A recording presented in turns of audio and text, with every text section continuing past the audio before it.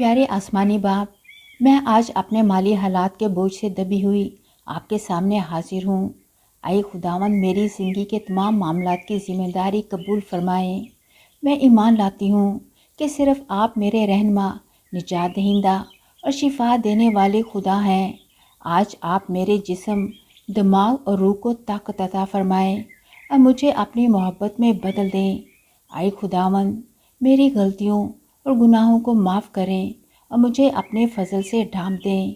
मेरी ज़िंदगी को खुशियों, मोहब्बत, ईमान और शुक्रगुजारी से भर दें और मेरे कारोबार के मसले और माली हालात को बदल दें, क्योंकि आपके सिवा मेरी मदद कोई नहीं कर सकता।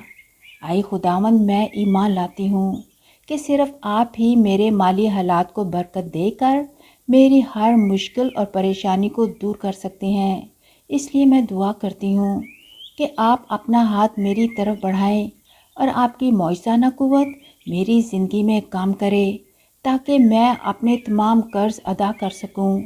मेहरबानी से मुझे माली फरावानी से नवाजें और मैं वादा करती हूँ कि मैं अपने पैसे को हमेशा सही मकसद के लिए और अपने ख़ानदान, दोस्तों और ज़रूरतमंदों की मदद के लिए इस्तेमाल करूँगी।